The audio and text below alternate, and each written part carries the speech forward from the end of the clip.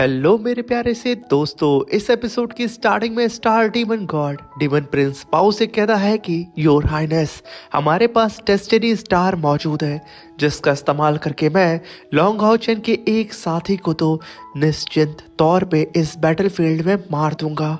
तभी यहाँ पे नेक्स्ट राउंड स्टार्ट हो चुका था इस स्टार बैटलफील्ड के अंदर, जहाँ पे फाइट होने वाली थी लिंजी जूनर वर्सेस मैजिक डीमन गॉड की। और तभी लिंजी अपने साथियों को अपने साथ पा करके वो काफी ज्यादा सरप्राइज होता है, क्योंकि उसने एक्सपेक्ट नहीं किया था कि वो जूनर के साथ इस मैच को लड़ेगा। तभी मैजिक डीमन गॉड आसमान में फ्लोट करते हुए कहता है कि आज के दिन तुम सब के सब मरोगे, तैयार हो जाओ।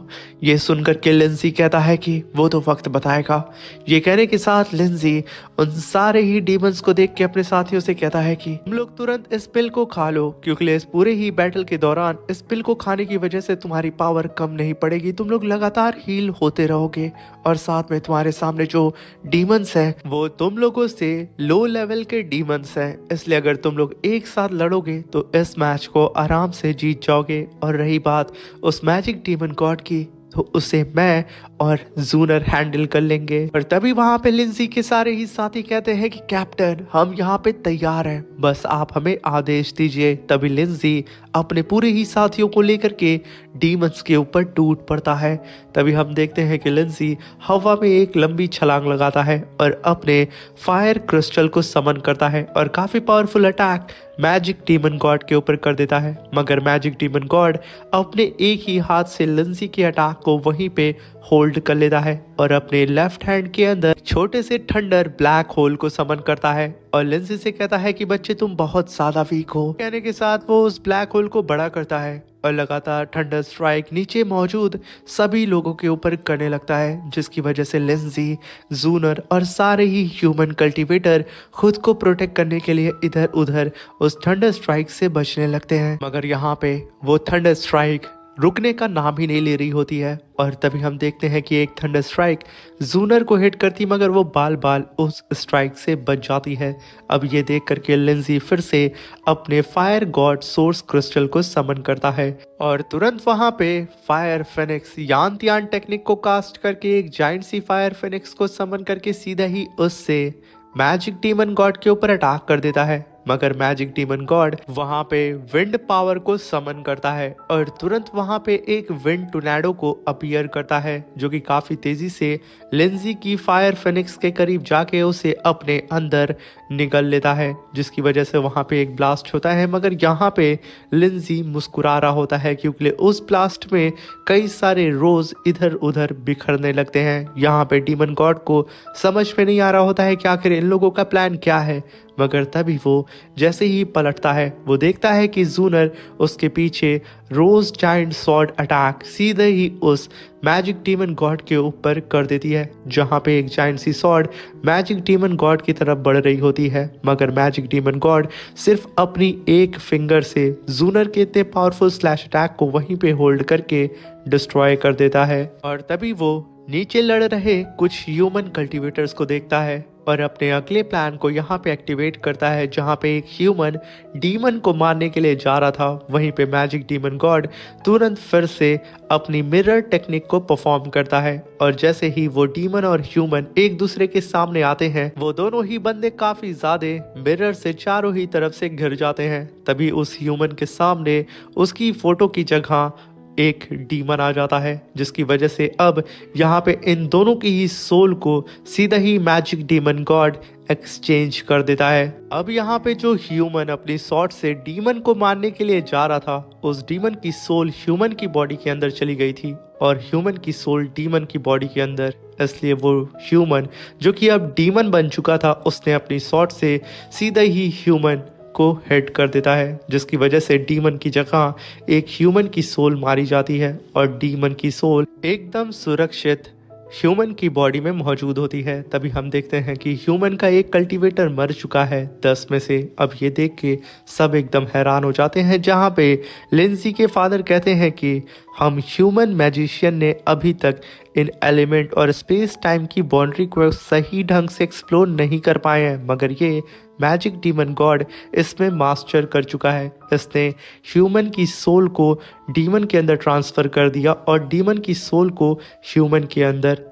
ये यकीनन एक नेक्स्ट लेवल की टेक्निक है जिसे शायद हमें मास्टर करने में काफी समय लगेगा। तभी मैजिक डीमन गॉड एक और ह्यूमन की सोल को डीमन के अंदर ट्रांसफर करने जा रहा होता है, क्योंकि एक ह्यूमन कल्टीवेटर एक डीमन को यहाँ पे मारने वाला होता है। तभी उस ह्यूमन के सामने एक मिरर अपीयर होता है, मगर सडन इन लोगों की सोल आपस में एक्सचेंज होती उससे पहले ही जूनर अपनी शॉट से डीमन को साइड करती है और तुरंत लिंजी उस ह्यूमन को। मगर यहाँ पे अब वो दोनों तो बच जाते हैं, मगर लिंजी और जूनर एक दूसरे से ही एक दूसरे की सोल को एक्सचेंज कर लेते हैं। जहाँ पे लिंजी जूनर की बॉडी में होता है और वो कहता है कि आखिर ये क्या हो रहा है, मैं जूनर की बॉडी में क्या कर रहा हूँ और मैंने स्कर्ट क्यों पहना है। तभी वहां पे जूनर चिल्लाते हुए कहती है कि उल्लू के पट्टे, ये मेरी बॉडी है, हम दोनों की सोल एक्सचेंज हो चुकी है।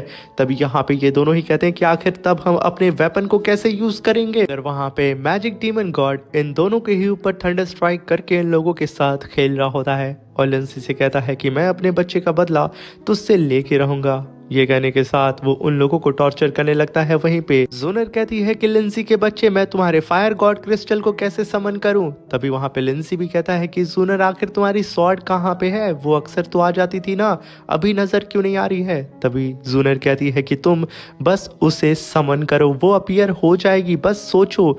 वही चीज यहाँ पे लिंसी भी कहता है कि बस तुम मेरे फायर गॉड क्रिस्टल को सोचो, वो आ जाएगा। और होता भी ऐसा है, मगर यहाँ पे जूनर लिंसी के फायर गॉड क्रिस्टल को ज्यादा देर तक अपीयर करके हवा में होल्ड नहीं कर पाती है और वो सीधा ही उस क्रिस्टल को लेके नीचे गिर जाती है। अब ये देख करके लिंसी चिल्लाते हुए कहता है कि उल्लू की पट्टी, तू मेरा क्रिस्टल तोड़ देगी, इससे बचा के रख। अब ये सुनकर के जूनर गुस्से में उठते हुए कहती है कि ग्रीन टर्टल, तुम्हारी हिम्मत कैसे हुई मुझसे इस तरीके से बात करने की, सॉरी बोल। अभी वहां पे लिंसी जूनर से सॉरी बोलता है, मगर तभी लिंसी ने यहाँ पे जूनर की जो शॉट समन की थी वो अपीयर हो जाती है और वो सडन जमीन पे गिर जाती है, जिसे लिंसी उठाने की कोशिश करता है और कहता है कि जूनर, तुम्हारी शॉट इतनी ज्यादा भारी क्यों है। तभी जूनर कहती है, बेवकूफ, इसे उठाने के लिए अपनी स्पिरिचुअल पावर का इस्तेमाल करो। तभी वहां पे लिंसी कहता है कि बेहतर ये है कि हम दोनों ही अपने वेपन को एक दूसरे से स्विच कर लें, वरना हम दोनों की खैर नहीं। अब यहाँ पे जूनर लिंसी की बात से एग्री कर रही होती है और वो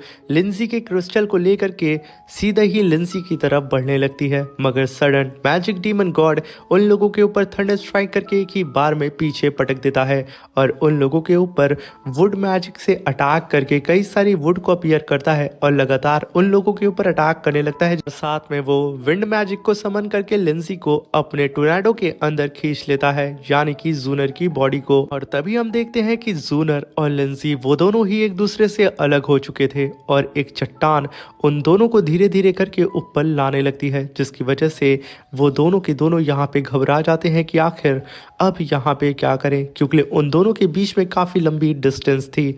मगर फिर भी वहां पे जूनर लिंसी से कहती है कि बेवकूफ, डरो मत, हमें कैसे भी करके अपने वेपन को एक्सचेंज करना ही होगा।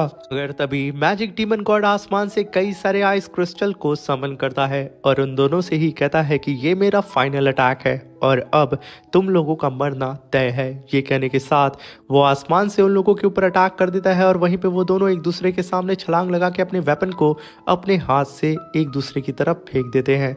और जैसे ही ये दोनों का ही वेपन धीरे धीरे करके इनके करीब आ रहा होता है, ऊपर से कई सारे आइस क्रिस्टल इन लोगों की तरफ बढ़ रहे थे। जैसे ही वहां पे लिंसी अपने फायर गॉड क्रिस्टल को टच करता, आइस क्रिस्टल उसे उससे दूर ढकेल देते हैं।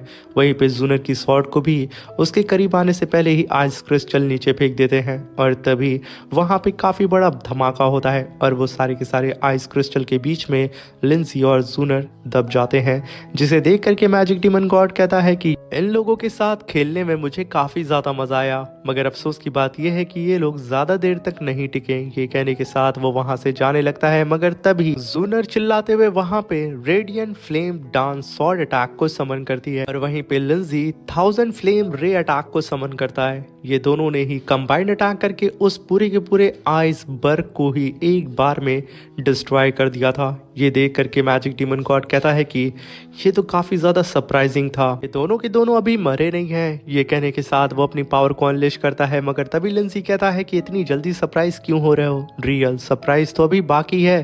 तभी हम देखते हैं कि मैजिक डीमन गॉड ने 2 वाइट पोर्टल को समन कर लिया होता है और उसके अंदर से अपने जायंट हैंड को समन करके वहां पे लिंसी और जूनर को क्रश करने जा रहा होता है। और तभी हम देखते हैं कि लिंसी और जूनर उन दोनों ही हाथ के बीच में आ चुके थे, मगर सडन उन लोगों के वेपन अपने आप ही उन लोगों के पास इस बार चले जाते हैं। और तभी हम देखते हैं कि जूनर ने तुरंत अपनी सॉर्ड को पकड़ लिया होता है, वहीं पे लिंसी अपने फायर गॉड क्रिस्टल को, और वो दोनों ही यहाँ पे अपनी पावर को अनलिश करते हैं, जहाँ पे जूनर ने फ्लेम मंत्रा को कास्ट किया था, वहीं पे लिंसी फिनिक्स ब्लेज हेवन टेक्निक को कास्ट करके वो दोनों ही अपनी पावर को आपस में फ्यूज कर देते हैं, जिसकी वजह से वहाँ पे हार्ट शेप अपीयर होता है। और जैसे ही वो हाथ आपस में जॉइंट होता है, वहाँ पे एक ब्लास्ट होकर के उन दोनों ही हाथ को वो दोनों ही पीछे ढकेल देते हैं। ये देख करके मैजिक डीमन गॉड कहता है कि क्या ये दोनों ही अपनी अपनी बॉडी के अंदर अब जा चुके हैं। तभी लिंसी कहता है कि हाँ,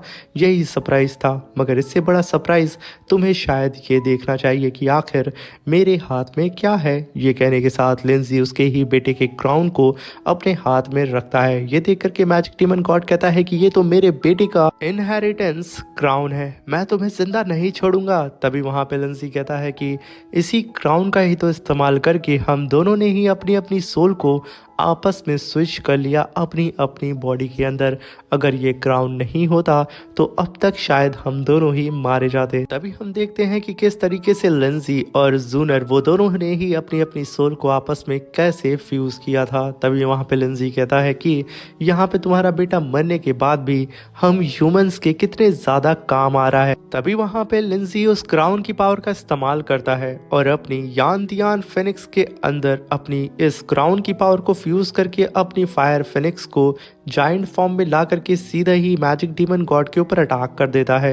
ये देख करके मैजिक डीमन गॉड लिंसी से कहता है कि तुम्हारी इतनी जुर्रत कि तुम मेरे ही सामने मेरे बेटे के क्राउन को मेरे खिलाफ इस्तेमाल कर रहे हो। तुम लोगों ने यहाँ पे डीमन गॉड की पावर को चोरी किया है और इसके बदले अब तुम लोगों को इसकी कीमत चुकानी पड़ेगी। ये कहने के साथ मैजिक डीमन गॉड अपने मैजिक स्टिक को समन करता है और सीधा ही लिंसी से कहता है कि इसे मैंने बहुत साल पहले ही समन किया था, मगर इस बार तुमने मुझे मजबूर कर दिया कि मैं तुम्हें दिखाऊं कि आखिर स्ट्रॉन्गेस्ट मैजिक असल में होता क्या है। ये कहने के साथ वो अपनी स्टिक से नीचे अटैक करता है, जिसकी वजह से नीचे से कई सारी फ्लेम रूट्स निकल करके उस जाइंट सी फिनिक्स बर्ड को वहीं पे कैप्चर कर लेते हैं और लगातार फिनिक्स बर्ड और लिंसी और जूनर के ऊपर ग्रेविटी प्रेशर भी यहाँ पे मैजिक डीमन गॉड लगाने लगता है, जिसे देख करके वहां पे लिंसी कहता है कि इसने जैसे ही अपने मैजिक स्टिक को समन किया है इसकी पावर अब बहुत बढ़ चुकी है। तभी जूनर कहती है कि बेवकूफ कहीं के,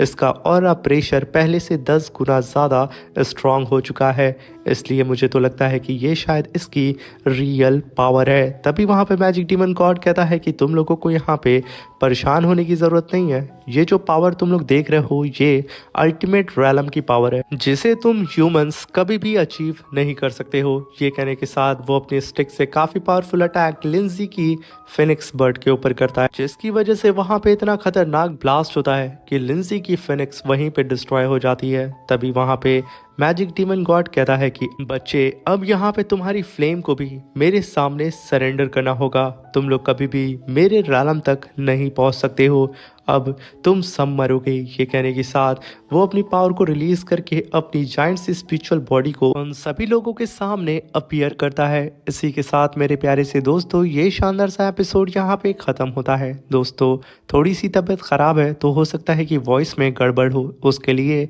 माफ करिएगा। Thank you for watching, bye bye, take care.